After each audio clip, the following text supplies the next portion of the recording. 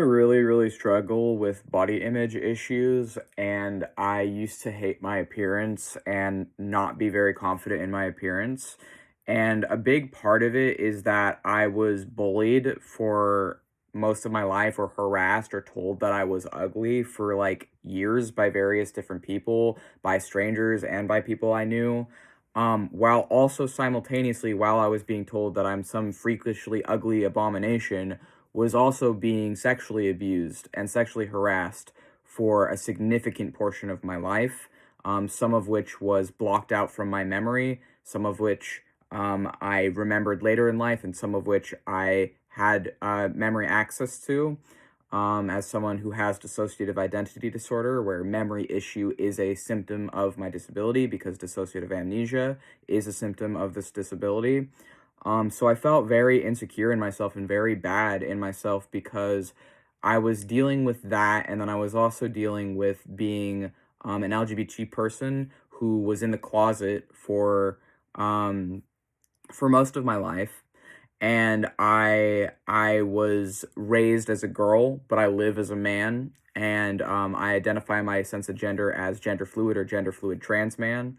And I was told for my whole life that my body is wrong. Both before I came out of the closet, after I came out of the closet, I've been told that, my body is wrong and I should just die, essentially, because I'm wrong and I exist wrong, right? My existence is wrong. And it caused me a lot of pain and insecurity in myself and in my skin, and it caused me a lot of pain and insecurity in my body. And I realized that for me, a lot of my gender dysphoria, frankly, was social. A lot of it was coming from the deeply instilled and ingrained transphobia in the Western society of the USA that I had been instilled with. And even if it's not just in what people say, it's also in what they don't say. It's also in the unspoken rules and all these little things, these little ways that they treat you, that show you that you are an other to them and that others are not to be tolerated. And it was really painful for a long time. And it stopped being painful eventually. It stopped, at least not to the level it used to be. I've made a lot of progress. I've made a lot um, of progress in being confident and happy and feeling good in my body. And I think that one of the things that was really helpful for me was my spirituality, my religious practice, my witchcraft in my particular case, but in someone else's case, it could be anything. Practicing meditation as a part of my spiritual practice, meditating on the gods that don't perhaps fit in within a strictly like binary understanding of gender, specifically seeking out the guidance and the wisdom of gods that don't fit in with the white American patriarchal view of gender, and seeking their knowledge and their comfort and finding comfort in these gods, for me, significantly reduced my shame and pain and feeling awful in my body, and also reduced my dysphoria, and my dysmorphia in myself. And I still get people, who tell me that I'm ugly and all this other stuff.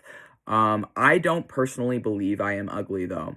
They can tell me that I'm ugly, but I don't personally believe I am ugly, so it doesn't affect me as much as it used to when I was younger. I think that there's this very weird, like, standard of like beauty standards, essentially, that if anyone doesn't fit in that, they just get called ugly. And to me, it's like, I'm an alternative person.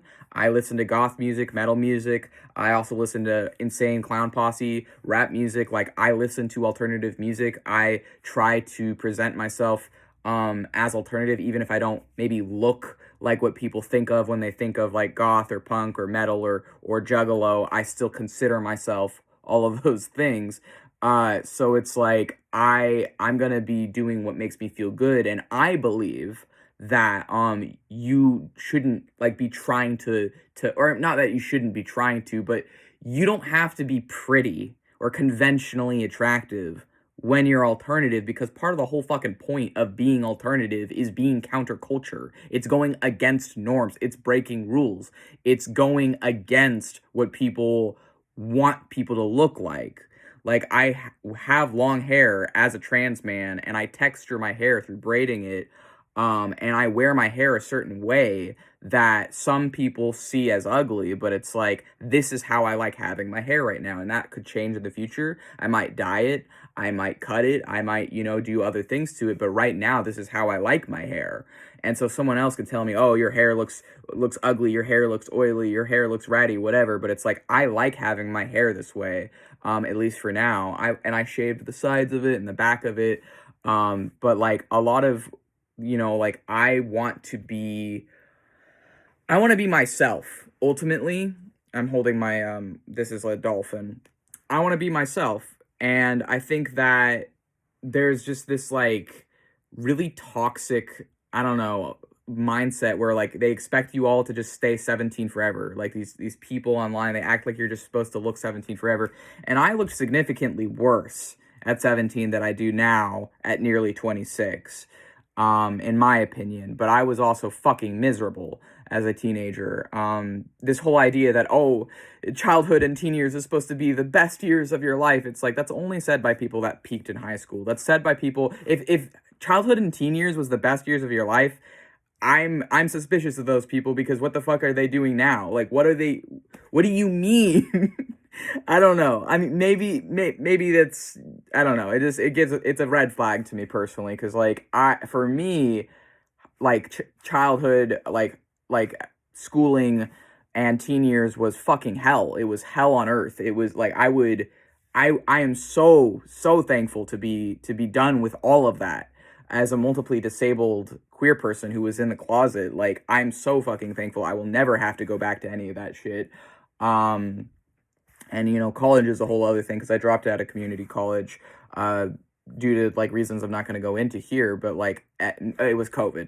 COVID was one of the main things, but not the only thing. I'm not going to talk about the other stuff. But yeah, like I feel like, a part of these like beauty standards or whatever is a way is really ties into the rising and escalating fascism and white supremacy and totalitarianism of anything that is different, anything that deviates, anything that shows some shred of individuality is like mocked and essentially like kicked under the rug, and all these algorithms being controlled by these like AIs and corporations and these like rich fucking bastards is just like trying to hide shit. It's trying to hide anything real from people. And I try and be real. I try and just be fucking real. And I think that a lot of people that I used to think, that I used to look up to, that I used to appreciate, I hate to fucking say it, but I think some of them have sold out. Like YouTubers that I used to really be a fan of, I think a lot of them have kind of sold out as they've gotten popular or gotten wealth or whatever. And it's sort of made them fall into these like, I don't know, like reinforcing harmful standards over other people and reinforcing like toxic ideas over people that used to look up to them and used to be like fans of theirs. And I think it's kind of like sad to see. And is it that wealth, brings out the darkness that was already there, or does it corrupt people that used to be authentic? I don't know. I don't fucking know, but I do know that I don't like it, and I do know that I'm not going to let other people's judgment of me determine who I am. And I also notice that I feel kind of like, I don't know, bad in myself when I'm scrolling Instagram, seeing all these like young, conventionally attractive alternative people who are like saying that they're like goth and punk and emo and whatever. And they're all like young, fit, attractive. And it makes me feel kind of insecure in myself. And I realized I'm like, I honestly prefer, like, aesthetically, I prefer people that others might view as like not conventionally attractive, or what some people might view as like, I don't know, people they see as like ugly or whatever. I find them beautiful, especially when they're alternative and expressing themselves on their own terms, and people that aren't, maybe these like young, conventionally attractive people that are also alternative. And like, I'm not saying there's anything wrong with that, but I am saying when that's become the norm, that it can make it so that people that maybe don't fit into that are excluded. And I also tend to notice that these conventionally attractive alternative people tend to be the same people that are excluding and demonizing autistic people in their communities, that are immediately hostile towards autistic people and are immediately hostile towards like disabled people and other people. And I'm not saying like they're all like that. Like, no, it's not all of them. But I have noticed that people that are able to like fit and be popular, essentially, it's a popularity thing. Like, popularity isn't morality, and popularity isn't what makes people like that. But some popular people are narcissistic or are like not having empathy for their fellow human being and just see other people as something to be used, and they see like other people's sincerity as a threat because they aren't being sincere, or they're like have some stuff going on. And it's just like, so essentially, I'm making this for maybe a younger version of myself or someone else who might be struggling with body image issues. I fucking love how I look now. I'm confident in myself, but I think sometimes self-love and love in your appearance is like an active uphill, like kind of like fighting through the negative thoughts and fighting through all the bullshit we're taught.